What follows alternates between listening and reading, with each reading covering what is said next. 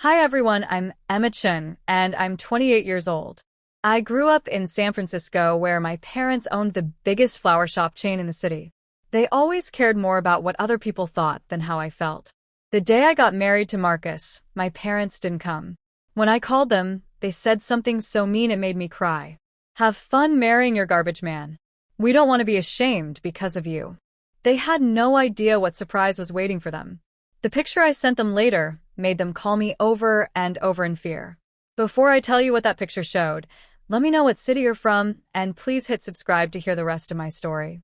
I lived what most kids would think was perfect. Our big house sat on a hill in Pacific Heights, one of San Francisco's fanciest areas. My dad, Robert Chen, and my mom, Linda, built Chen's garden empire from one tiny flower shop into a business worth over $150 million. From outside, we looked like we had everything. But inside those shiny walls, things were very different. I never felt good enough from when I was really little. My sister Amy, 3 years younger than me, was everything my parents wanted. She was pretty, knew how to talk to fancy people, and seemed to understand all the secret rules about being rich. Emma, why can't you stand up straight like your sister? My mom would say when we had big dinner parties with important people. See how Amy talks to Mrs. Peterson? That's how you make friends with the right people. I tried so hard. I really did. In second grade, I brought home a test with all A's and put it on my dad's desk in his office. Nice job, he said without looking up from his computer. When Amy brought home B's and C's that same year, they took her out for ice cream and bought her a new toy because she worked really hard. This kept happening all through our childhood. For my 15th birthday, I got a card with $25 in it. 2 months later, when Amy turned 15, they surprised her with a brand new pink scooter in our driveway with a big silver bow. Your sister has more friends, my mom said when she saw my sad face. She needs something to ride when she visits them. You just read books anyway. She was right. I did read books. I loved learning and felt happy with stories instead of the boring parties my parents made us go to. I kept doing great in school all through high school. I finished first in my class and got a free ride to UC Berkeley. My parents came to the ceremony but left early for a fancy charity dinner. We already heard your speech when you practiced, my dad said, looking at his watch. And the Chin Foundation is giving a big check tonight. College made the unfair treatment even worse. Even though we had lots of money, my parents made me get student loans and work part-time. It teaches you to work hard, my dad said. You need to learn that money doesn't grow on trees. But Amy went to UCLA with a credit card that dad paid for. It covered not just school and her apartment, but also shopping trips, spring break vacations to Hawaii, and a fancy apartment near the beach. I worked 25 hours a week at the campus coffee shop while keeping straight A's in business school. When I needed a new computer after mine broke, I saved money for 4 months. When Amy mentioned needing one during a family dinner video call, my dad ordered the newest MacBook that same night with all the expensive extras. Your sister is studying art, my mom said when I asked why it was different. She needs a really good computer for her drawing work. By my last year of college, I stopped trying to make them happy. I decided to build my own life the way I wanted. I graduated with the highest grades, got a job at a middle-sized marketing company, and rented my own apartment in Oakland. It wasn't fancy, but it was mine. Every chair, every plate, every picture on the wall came from my hard work and my choices. For the first time, I felt proud of my life without needing my parents to tell me I was good. They seemed happy that I was taking care of myself. We didn't talk as much, and when we did, it felt fake. Sunday dinners became once-a-month visits, then just holiday meals where I would sit quietly while everyone talked about Amy's latest boyfriend or job. Emma is doing okay, my mom would tell relatives when they asked about me. She has a steady job, very dependable. What she really meant was boring, not ambitious, disappointing. But I didn't care anymore. My worth didn't come from what they thought of me. I was building my own idea of success, one that cared about being honest, working hard, and having real friendships instead of just looking good and having fancy things. I was 28 years old, paying my own bills, respected at work, and finally happy with who I was. I had good friends who liked me for me, not for what I could give them. I had a cozy home that showed my personality. I had built a life I was proud of. Then, on a sunny Thursday in March, my kitchen sink got clogged really bad, flooding my apartment floor and bringing Marcus Rodriguez into my life. I called the emergency repair service number while panicking, watching dirty water spread across my kitchen floor and start going into my living room. The person on the phone promised someone would come within 30 minutes. 28 minutes later, someone knocked on my door. I opened it to see a tall man with gentle green eyes and a kind smile. He wore work boots and jeans with a green shirt that said, Rodriguez Waste Management on the front. His hands looked strong but clean, and he carried a big toolbox. Hi, I'm Marcus. I heard you have a water problem. His voice was warm and calming with a slight Mexican accent. Even though my apartment was a mess, I found myself noticing how his eyes sparkled when he smiled. Marcus looked at the problem quickly and started working. As he fixed the clogged pipes, we began talking. He wasn't what I thought a repair guy would be like. He was smart, thoughtful, and really funny. So, what do you do when you're not dealing with indoor lakes? He asked while he worked. I told him about my job in marketing, and instead of looking bored like most people did, he asked smart questions about advertising and customer behavior. We somehow started talking about movies, and I found out he was reading the same mystery novel I had just finished. By the time he finished fixing everything 2 hours later, I felt like I'd met someone special.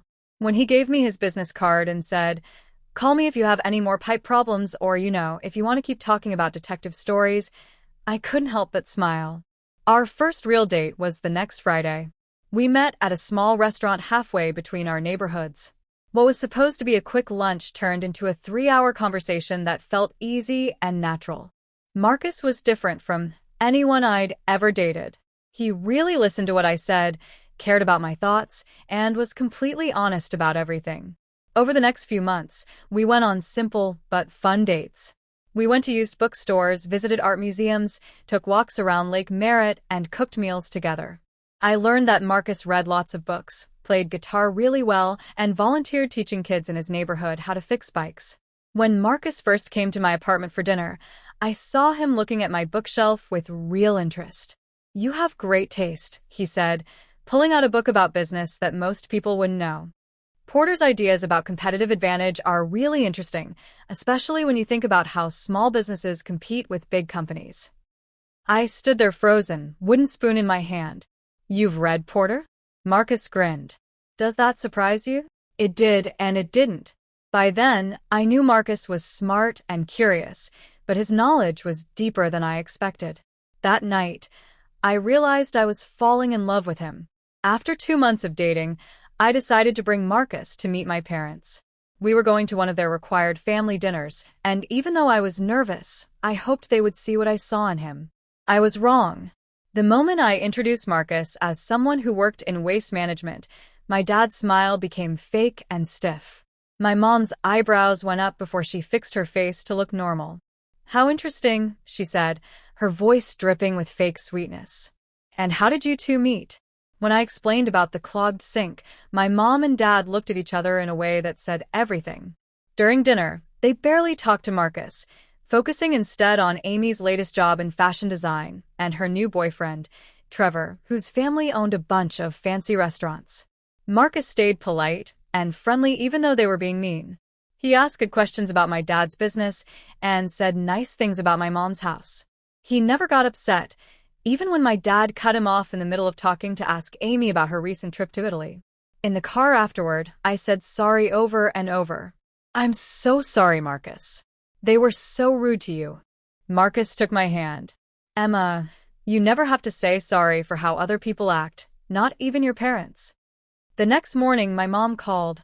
"Emma, sweetie, you know we want you to be happy," she started, her voice fake sweet with pretend worry. "But a garbage man, really? What kind of future can he give you? What will we tell our friends?" "Mom, Marcus is smart, kind, and works hard. He owns his own business and makes me happy. That should be all that matters." She sighed like I was being difficult. "You've always been stubborn. Just think about what you're doing. You could do so much better." My dad was more direct when he called later that week. "This is just a phase," he said dismissively.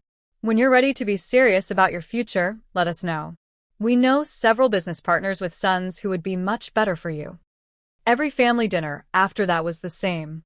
Marcus was either ignored or people made mean comments about his education and job. My mom would always talk about Amy's boyfriend Trevor and his college degree from Stanford. My dad would talk about his golf games with CEOs and politicians while looking right through Marcus like he wasn't there. Through it all, Marcus stayed calm.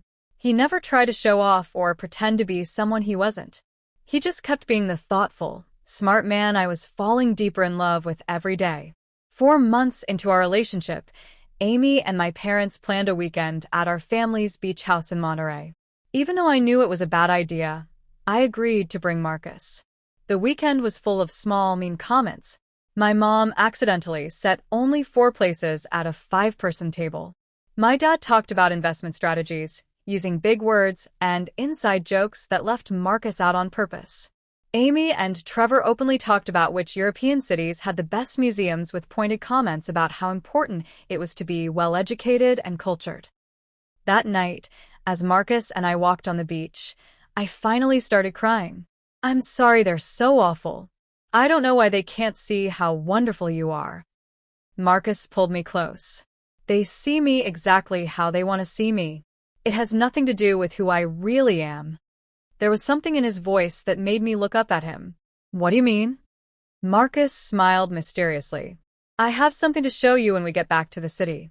Something I think will surprise you." The next weekend, Marcus invited me to his apartment for the first time. He lived in a nice building in the Mission District. His apartment was clean and surprisingly big with tall bookshelves filled with everything from classic novels to advanced science books. While Marcus made dinner in the kitchen, I walked around looking at his book collection. On his desk, I noticed several business magazines and drawings of what looked like complex recycling systems with unusual parts one didn't recognize. "Find anything interesting?"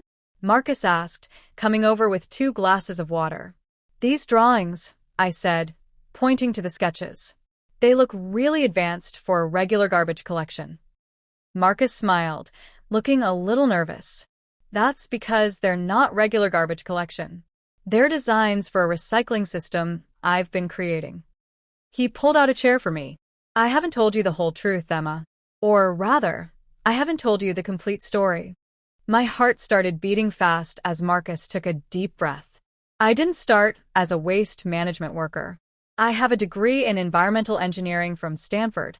I worked for 5 years at Green Tech Solutions as a senior project manager. I was making systems to clean up pollution and waste." I stared at him, trying to understand this information. "You're an engineer? But why are you working in garbage collection?" Marcus smiled sadly. "The short answer: burnout and wanting to make a real difference. I was designing systems for big corporations, working 70-hour weeks and feeling more and more disconnected from actually helping people. When my uncle got hurt 3 years ago, I took time off to help with his waste management business. And something unexpected happened." He leaned forward, his eyes getting brighter. "I discovered I loved the hands-on work. I loved solving real problems for real people every day. I loved not being stuck behind a desk. After my uncle got better, I decided not to go back to Green Tech. I took over his business instead." Marcus stood and walked to a file cabinet, pulling out a folder. "But I never stopped being an engineer. For the past 2 years, I've been developing this." He handed me the folder, which had patents and technical papers for something called the Eco-Loop system. "It's a smart recycling system for neighborhoods," Marcus explained. "It turns 95% of household waste into reusable materials without people having to change how they throw things away. I've been testing early versions in some of my clients' neighborhoods, making the design better based on how well it works in real life." I looked up from the papers, amazed. "Marcus, this is incredible. But why keep it a secret?" He sat back down, taking my hands in his. "I wanted to prove the idea worked before asking for money from investors. And honestly, I've enjoyed being underestimated. People see garbage man and make assumptions. They don't see the Stanford graduate or the entrepreneur." His eyes met mine, serious now. "Including your parents." My mind was racing. So, all this time, you've been running a waste management business while developing technology that could change how neighborhoods handle recycling? I got the patent approved last month, and I'm talking with 4 investment companies interested in paying for mass production. I thought about how my parents had treated Marcus, the dismissive looks, the condescending comments, all while having no idea who he really was. Why didn't you tell them? Or me? I asked quietly. Marcus squeezed my hands. You fell in love with Marcus, the waste management worker, not Marcus, the Stanford engineer, or Marcus, the potential tech entrepreneur. That meant everything to me. Tears filled my eyes as I understood what he was saying. Unlike my parents, I had valued Marcus for who he was as a person, not what job he did or how much money he might make. As for your parents, he continued, I wanted them to accept me for who I am, not what I've accomplished. I didn't want to play into their way of thinking that judges people based on college degrees and bank accounts. 3 weeks later, Marcus took me to a small Japanese garden where we'd had one of our first dates. As we walked among the cherry blossoms, he suddenly stopped and turned to me. Emma, meeting you changed everything for me. You saw me for who I am as a person, not what I do or what I own. You loved me without conditions or expectations. He got down on one knee, pulling a small box from his pocket.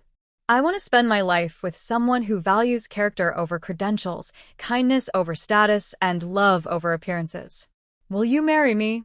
The ring was simple but beautiful, an emerald surrounded by small diamonds. Later, Marcus told me he had designed it himself and had it made by a local jewelry maker. Yes, I said through happy tears. Yes, I will marry you. That night, as we celebrated with sparkling cider, I asked Marcus if we should tell my parents about his background before the wedding. He thought for a moment. I think we should give them one more chance to accept us for who we are. If they can't support our marriage without knowing about my education or business prospects, then maybe they don't deserve to know. I agreed, hoping against hope that my parents would finally see beyond their narrow ideas of success and worth. We'll have a simple wedding, I said. Something that shows who we are, not what others expect. Marcus smiled. Perfect. Just like you. The day after we got engaged, I called my parents to share the news. My mom answered on the second ring. Hello, honey. How are you? I'm wonderful, Mom. I have exciting news. Marcus proposed, and I said yes. The silence on the other end lasted so long, I thought the phone had died. Mom, are you there? Yes, I'm here, she finally said, her voice much colder. That's quite a surprise. Have you really thought this through? No congratulations, no excitement, just immediate doubt. Yes, Mom. I've thought it through. I love Marcus, and we want to get married. Well, she said with a sigh, I suppose you have to make your own choices. Your father, and I just want what's best for you. The message was clear. Marcus wasn't what they thought was best for me. Before I could respond, my mom quickly changed the subject. Oh, did Amy call you? Trevor proposed last weekend. They're planning an October wedding at the St. Regis. Isn't that wonderful? My sister and Trevor had been dating for 6 months, 3 months less than Marcus and me. But of course, their engagement was worth celebrating, while mine was worth worrying about. That's great, Mom. I'm happy for them. You should call your sister. She's so excited. Trevor gave her a 3-carat diamond. It's absolutely gorgeous. I ended the call feeling disappointed. What should have been one of the happiest moments of my life had been dismissed and overshadowed in less than 3 minutes. Over the next few months, the difference in how our engagements were treated became more and more obvious and hurtful. My parents threw a huge engagement party for Amy and Trevor at their country club. 150 guests, champagne towers, a jazz band, and professional photographers made sure the event would be in San Francisco's society pages. Marcus and I got no such celebration. When I asked my mom if they were planning anything for us, she looked uncomfortable. Well, honey, we thought you might prefer something more low-key given Marcus's situation. Marcus's situation being that he collected garbage, at least as far as they knew. Actually, Mom, a celebration would be nice. Nothing huge, just family and close friends. She patted my hand. Let me talk to your father. Our schedule is quite busy with Amy's wedding planning. Not surprisingly, that conversation never happened. Instead, all family gatherings became about Amy's upcoming wedding. Sunday dinners turned into wedding planning meetings. My mom and Amy talked about flower arrangements, food choices, and where people would sit, while I sat quietly with my own engagement completely ignored. When I mentioned our own wedding plans, my mom would nod, without really listening. That's nice, dear. Now, Amy, about the cake flavors. The most painful moment came during a family dinner when my father announced he had set aside $250,000 for Amy's wedding. Only the best for my princess, he said, raising his glass in a toast. I sat frozen, remembering how my parents had reacted when I told them Marcus and I were planning a small outdoor ceremony followed by a party at a local community center. Well, that sounds budget-friendly, my mother had said with a tight smile. I suppose it fits your circumstances. No offer of money to help, no offer to help with planning, not even an offer to look at our guest list. As Amy's wedding got closer, I was included as a bridesmaid, but felt more like a decoration than a sister. At the bridal shower, which cost more than our entire wedding budget, my mother introduced me to her friends as this is Emma, Amy's sister. She works in marketing and is also engaged. No mention of Marcus. No excitement about my upcoming wedding. One of my mother's friends, after several glasses of wine, was less polite. I heard you're marrying a trash collector or something. How unusual of you. The final blow came during Amy's wedding weekend. The rehearsal dinner was held at an expensive restaurant overlooking San Francisco Bay. As family members gave speeches celebrating the couple, my father stood and raised his glass. Tomorrow, my beautiful daughter marries the man of her dreams, a man with ambition, education, and the right connections to succeed. Trevor, you are exactly the kind of son-in-law we always hoped for. His eyes briefly looked at me and Marcus before returning to the happy couple. The message couldn't have been clearer. The wedding itself was a display of excess. Amy's dress cost $15,000. The flowers alone were worth more than my car. 400 guests watched them exchange vows at San Francisco's Grace Cathedral, followed by a reception at the St. Regis that had a 12-piece orchestra, gourmet 6-course meal, and a light show over the bay. Throughout it all, Marcus remained kind and supportive, even when relatives rudely asked him about picking up people's trash for a living or whether he had always wanted to be a garbage man. On the drive home, I finally broke down crying. I'm so sorry you had to deal with that. They're being terrible. Marcus took my hand. Emma, I don't care what they think of me. I only care that they're hurting you. We don't need their approval or their money. Our wedding will be perfect because it will be about us and our love, not about impressing people or keeping up social status. I wiped my tears and nodded. You're right, and I can't wait to marry you, whether my parents approve or not. 1 week later, I called my parents to officially invite them to our wedding, which was planned for the following month. My father answered, his voice distracted. Emma, I'm about to go into a conference call. Can this wait? It will just take a minute, Dad. I wanted to officially invite you and Mom to our wedding. It's on Saturday, September 15th at Golden Gate Park. The ceremony starts at 3 o'clock. His sigh was loud. September 15th. Let me check my calendar. I heard papers rustling. We have a charity auction for the art museum that evening. It's been on our calendar for months. The ceremony is at 3 o'clock, Dad. The auction doesn't start until 7. You could go to both. Another sigh. I'll talk to your mother and let you know. He never did. When I called again 5 days later, my mother made vague excuses about scheduling problems and promised to try their best to be there. As our wedding day got closer, I held on to a tiny hope that they would show up, that they would finally put their love for me above their social prejudices. Despite everything, they were still my parents, and I wanted them to be part of the most important day of my life. The day before the wedding, I called one last time. Mom, I just wanted to confirm that you and Dad will be there tomorrow. Oh, Emma, she said, her voice fake regretful. Your father has that important conference call with clients from Japan. We really can't miss it. I'm sure your wedding will be lovely, though. The lie was obvious. There was no conference call. They simply couldn't stand to watch their daughter marry someone they thought was beneath their social standing. I see, I said, my voice empty. Well, if you change your minds, you know where we'll be. I hung up with a strange calm replacing the hurt. I had given them every chance, and they had made their choice. Now I would make mine. My wedding day started bright and beautiful. Marcus and I had chosen the botanical garden in Golden Gate Park for its natural beauty and peaceful setting. We had planned everything ourselves, from the simple flower arrangements to the music playlist for the party. The garden pavilion was decorated with string lights, wildflowers in glass jars, and flowing white fabric draped from the wooden beams. It wasn't expensive, but it was exactly what we wanted. As my best friend Jessica helped me into my dress, a simple white gown with pretty lace details, I tried not to think about my parents' empty seats in the front row. "You look beautiful," Jessica said, fixing my veil. "Are you okay?" I nodded, forcing a smile. I'm marrying the love of my life today. That's all that matters. But as the clock got closer to 3 o'clock, I found myself looking at my phone over and over, hoping for a message saying they were on their way. Nothing came.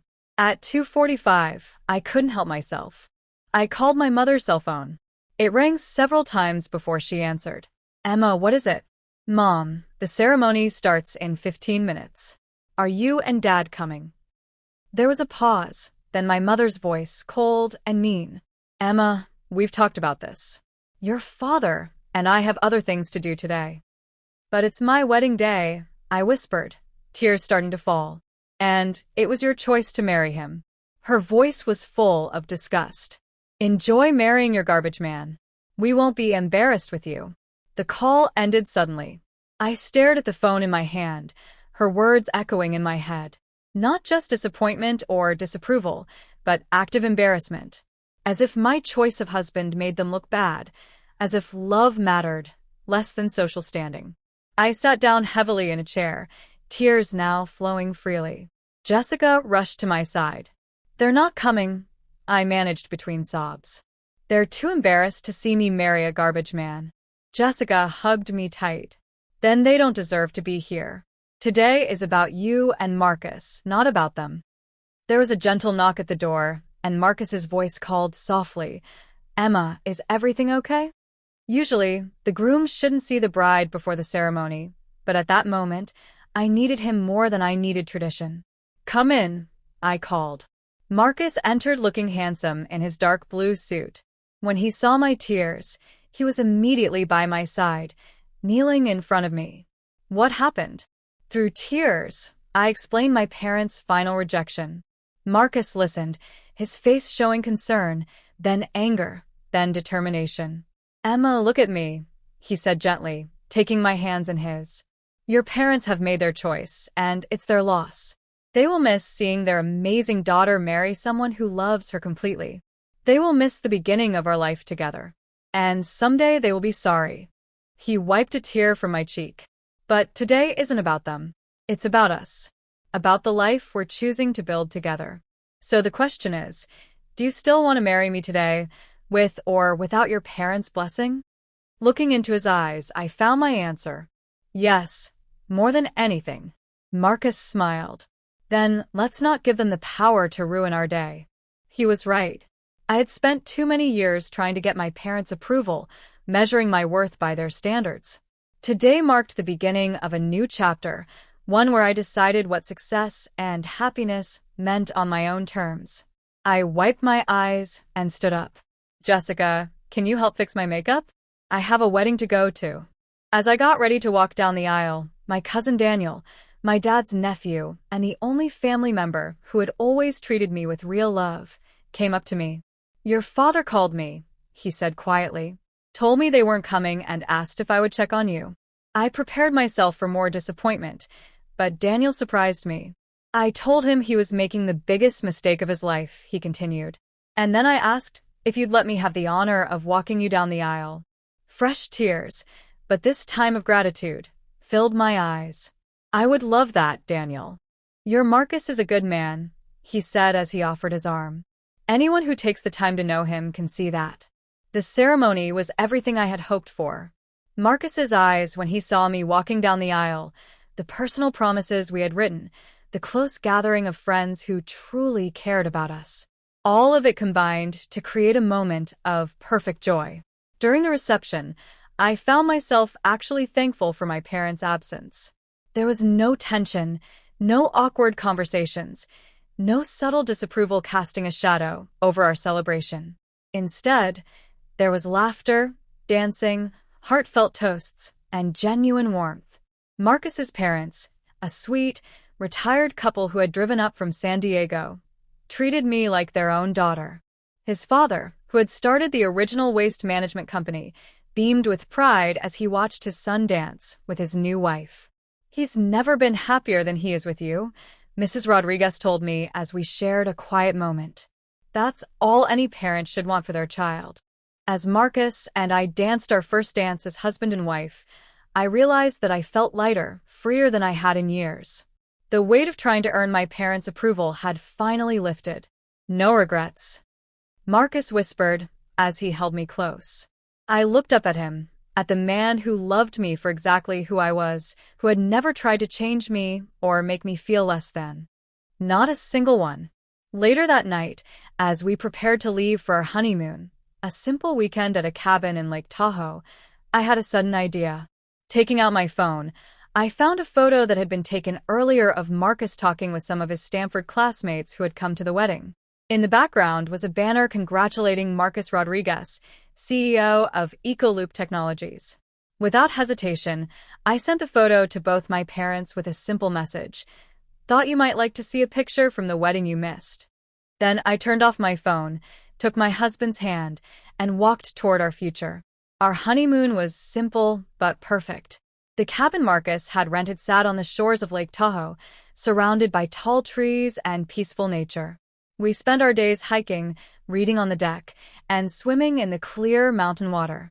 Our evenings were filled with home-cooked meals, card games, and conversations that flowed easily from serious to funny and back again.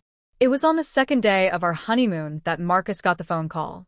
I was reading on the deck when he stepped outside, his face bright with excitement. "It's official," he said, sitting beside me. "Green Venture Capital is investing $8 million in Ecoloop. We're going into full production by the end of the year."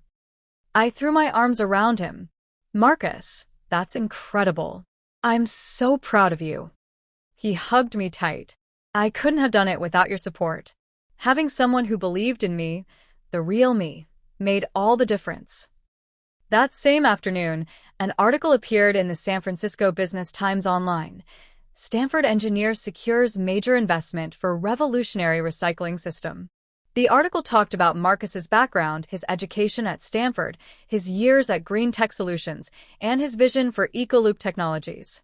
It quoted several industry experts calling the technology potentially game-changing for neighborhood waste management. When I turned my phone back on that evening, I wasn't surprised to find it full of notifications. 32 missed calls from my parents, 18 text messages getting more and more urgent. "Emma, call us right away. We need to talk about Marcus. Why didn't you tell us about his background? Please call as soon as you get this." I showed the messages to Marcus, who raised an eyebrow. Interesting timing on their sudden interest in me. I nodded, feeling a mix of emotions.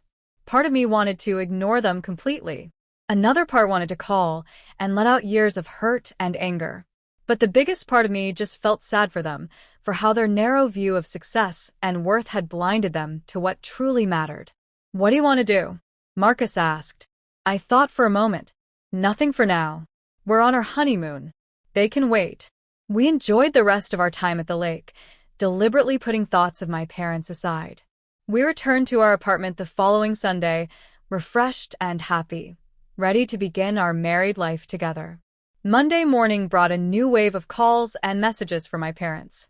I finally texted my mother back. "Just back from honeymoon. Very busy with work this week. We'll call when we have time." Her response was immediate. "We'd like to take you and Marcus to dinner tonight. The Cliff House at 7. It's important." I showed the message to Marcus, who smiled. "Really? Well, that didn't take long. What do you think?" I think I'm not ready to pretend everything is fine, I said honestly. But I'm curious what they have to say. Marcus nodded. How about we invite them here instead? Home field advantage. We agreed to have my parents over to our apartment that evening. I spent the day going between work and nervousness, unsure how to feel about this sudden change in their attitude. At exactly 7 o'clock, the doorbell rang. My parents stood in the hallway, my mother holding a large gift box, my father carrying a bottle of expensive wine. They looked perfect as always, but there was an unusual nervousness in how they stood. Emma, darling, my mother said, moving to hug me. I accepted the hug stiffly, then stepped back to stand beside Marcus. Please come in, I said formally, as if they were business clients rather than family. They entered our apartment, eyes looking around, taking in our modest but comfortable home. My mother handed me the gift box. A belated wedding present, she said with a bright smile that didn't reach her eyes. We felt terrible about missing the ceremony. I set the box aside without opening it. Would you like something to drink? The awkward small talk continued through drinks in our living room. My parents talked about the weather, asked about our honeymoon in general terms, and carefully avoided any mention of the wedding they had missed or the reason for their sudden desire to see us. Finally, my father cleared his throat. Marcus, we owe you an apology. We made assumptions about you that were clearly wrong. Marcus nodded but said nothing, his face neutral. If we had known about your Stanford background and your company, my mother added, we would have. You would have what? I interrupted, unable to contain myself any longer. Treated him with basic respect? Come to our wedding? Not been embarrassed to have him as a son-in-law. My mother had the grace to look uncomfortable. Emma, we made a mistake. We're trying to make things right. Are you? I asked. Because it sounds like you're not sorry for how you treated Marcus. You're sorry you misjudged his financial potential. Those are very different things. My father straightened his jacket, falling back on his business attitude. Regardless, we'd like to move forward positively. In fact, I've been thinking that Chen's Garden Empire could benefit from Ecoloop's technology in our new sustainable packaging initiative. Perhaps we could discuss a partnership. Marcus, who had been quiet until now, finally spoke. That's an interesting proposal, Robert, but I should mention that Ecoloop just signed an exclusive contract with Pacific Green Industries for the Bay Area market. My father's face went white. Pacific Green Industries was a major environmental company that Chen's Garden Empire had been trying to partner with for years. It represented potentially millions in green technology contracts. That's unexpected, my father managed. I wasn't aware your company had expanded into commercial partnerships. Marcus smiled mildly. We're primarily focused on recycling technology, but our investors saw an opportunity to work with companies serious about environmental responsibility. Pacific Green was perfect for that purpose. My mother looked between Marcus and my father, clearly trying to figure out the business implications. Well, perhaps that's even more reason for our families to work together, she suggested smoothly. I had heard enough. Is that why you're here? Because you think Marcus can now help your business? Of course not, my mother protested. We're here because you're our daughter, and we missed your wedding, and we want to make things right. You missed our wedding because you chose to miss it, I said quietly.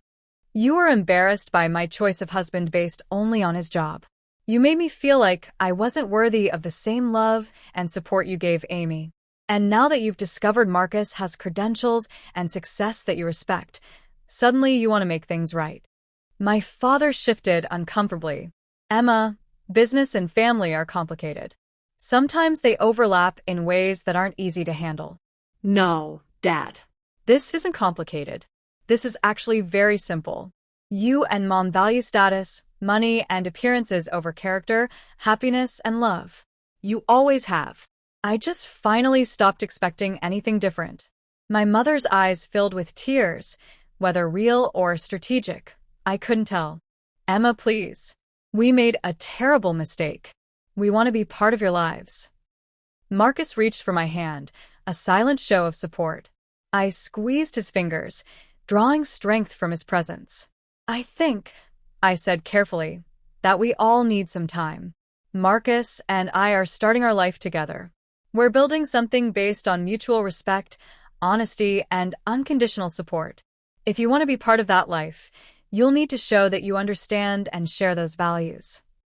My parents exchanged looks, clearly not having expected this response. "What does that mean exactly?" my father asked. "It means this isn't a business deal," Marcus said quietly. "It means you can't fix this with expensive gifts or business partnerships. It means you need to earn back Emma's trust by showing real change." My parents left shortly afterward, quiet and uncertain.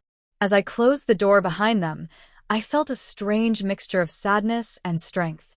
"Are you okay?" Marcus asked, pulling me into a hug. I nodded against his chest. "I think so." For the first time, I feel like I stood up for myself with them without needing their approval afterward. Marcus kissed the top of my head. "I'm proud of you. And whatever you decide about your relationship with them going forward, I'll support you." That night, lying in bed, I realized something important. My parents' rejection had always felt like a judgment of my worth. But now I understood their behavior showed their limitations, not mine. I could choose to keep giving them the power to hurt me, or I could choose to define my own value based on the life I was building and the love I both gave and received. The choice was finally clear. In the months that followed, I kept limited contact with my parents. Our interactions were polite but distant, like acquaintances rather than family. I stopped expecting them to change overnight and instead focused on healing my own wounds. With the encouragement of Marcus and my closest friends, I started seeing a therapist to work through years of conditional love and emotional neglect. Dr. Martinez helped me understand that my parents' inability to love unconditionally wasn't because I was unworthy, but because of their own limitations and the values they had been raised with. "You can love your parents," she told me during one session, "without allowing their judgment to determine your self-worth." Those words became my guide as I worked to build healthier boundaries and expectations. Meanwhile, Marcus's company grew rapidly. Ecoloop Technologies launched their first production line of neighborhood recycling units, which quickly gained attention for their effectiveness and ease of use. The Pacific Green Industries partnership became a model for sustainable urban development, featuring Ecoloop technology throughout the Bay Area. My own career advanced as well. I was promoted to senior marketing manager, leading a team of specialists and working with clients to develop eco-friendly brand strategies. Marcus and I bought our first house, a lovely craftsman home in Berkeley with enough space for the family we hoped to start. 8 months after our wedding, we got unexpected news. My sister Amy called late one night, her voice shaking with hidden tears. "Emma, I need your help. Trevor and I are getting divorced." I sat up in bed immediately, concerned despite our complicated relationship. "What happened?" "He's been under investigation for tax evasion. Apparently, he's been hiding money through his family's restaurant chain. The IRS raided our house yesterday." My mind raced. Trevor had been my parents' perfect son-in-law, the ideal addition to their social circle, the man with the right credentials and connections. "Are you okay? Do you need a place to stay?" There was a pause, then a soft sob. "Would you really let me stay with you after how I treated you and Marcus?" The truth was Amy had been as much a product of our parents' values as I had been, just in a different way. While I had been made to feel inadequate, she had been raised to believe her worth came from social status and material success. "Of course," I said. "That's what family does." Amy moved into our guest room the next day, bringing only one suitcase of personal belongings. Everything else had been frozen as part of the investigation. My parents' reaction to the scandal was quick and harsh. They distanced themselves publicly from Trevor and pressured Amy to finish the divorce quickly to minimize social embarrassment. What they hadn't expected was that Trevor had involved Chen's garden empire in several of his tax schemes. As the investigation expanded, my parents found themselves facing difficult questions about their business practices and financial relationships. "I never knew," Amy confessed one evening as we sat in our kitchen. "Trevor handled all our money. I just signed whatever he put in front of me." "It's not your fault," Marcus assured her. "Con artists are good at what they do precisely because they seem trustworthy." Living with us, Amy saw a different kind of relationship than what she had experienced with Trevor or observed between our parents. She watched as Marcus and I made decisions together, supported each other's careers, and built a partnership based on mutual respect rather than social advantage. "You're actually happy," she said one day, the realization seeming to surprise her. "Not just Facebook happy or country club happy. Actually happy." I smiled. "We are." And Mom and Dad were willing to miss this, because Marcus collected garbage. They missed it because they couldn't see beyond their own narrow definition of success, I corrected gently. But people can change if they want it badly enough. As Amy rebuilt her life, finding a job in social media marketing, and eventually her own apartment, my parents faced their own reckoning. The scandal involving Trevor had damaged their reputation in San Francisco society. Several of their business partners distanced themselves, and they were forced to sell their Pacific Heights mansion to cover legal costs. A year after our wedding, my father called and asked if he and my mother could visit. I agreed with careful optimism. They arrived looking older somehow. The stress of the past year had left visible marks. My father, once confident and commanding, seemed smaller. My mother's perfect appearance showed cracks in the foundation. "We've been doing a lot of thinking," my father began after we were seated in the living room, "about values, about what really matters." My mother nodded. "The people we thought were our friends disappeared the moment we faced trouble. The social circle we worked so hard to maintain turned their backs on us.